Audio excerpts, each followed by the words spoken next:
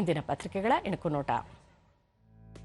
PM Shri ಶಾಲೆಗಳಲ್ಲಿ ತಂತ್ರಜ್ಞಾನದ ಬೆಳಕು. 6ರಿಂದ 12ನೇ ತರಗತಿ ಮಕ್ಕಳಿಗೆ ತರಬೇತಿ, ಕಲಿಕೆಯ ಜೊತೆಗೆ ಸಂಗೀತ, ನೃತ್ಯದ ಕಲರವ. ಭಾರತ ಕೆನಡಾ ಮಾತುಕತೆ ಮುಕ್ತಾಯ. ಜುಲೈ 6ರಿಂದ 10ರವರೆಗೆ ಒಟ್ಟಾವಾದಲ್ಲಿ ನಡೆದ 3ನೇ ಸುತ್ತಿನ ಚರ್ಚೆ.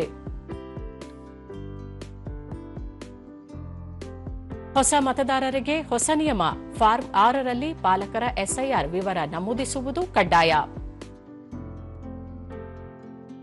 ಇಸ್ರೋ ಗಗನಯಾನದ 3 ಸಿದ್ಧತಾ ಪರೀಕ್ಷೆ ಯಶ. ನಿರ್ಣಾಯಕವಾದ ಕ್ರೂ ಮಾಡ್ಯೂಲ್ ವ್ಯವಸ್ಥೆ ಪರೀಕ್ಷೆ 2027ಕ್ಕೆ ಉಡಾವಣೆ.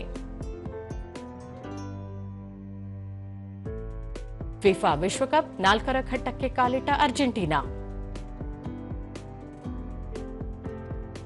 ಇವು ಇಂದಿನ ಪತ್ರಿಕೆಗಳ ಪ್ರಮುಖ ಸುದ್ದಿ. ಉಳಿದಂತೆ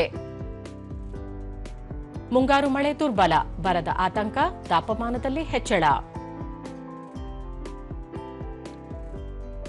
ಸರ್ಕಾರದ ಜೊತೆ ನಾಗರಿಕರು ಕೈಜೋಡಿಸಲಿ. ಪ್ಲಾಸ್ಟಿಕ್ ಮುಕ್ತ ಕ್ಲೈಮೇಟ್ ಆಕ್ಷನ್ ವಾರ್ ರನ್ 2026ಕ್ಕೆ ಚಾಲನೆ.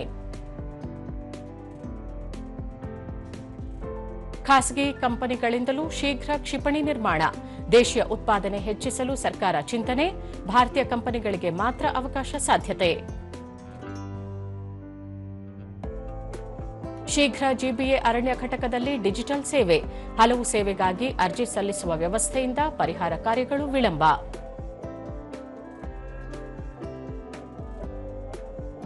ವಿಂಬಲ್ಡನ್, ಲಿಂಡಾ ನೊಸ್ಕೋವಾಗೆ ಚೊಚ್ಚಲ ಗ್ರ್ಯಾಂಡ್ ಸ್ಲಾಮ್ ಪ್ರಶಸ್ತಿ.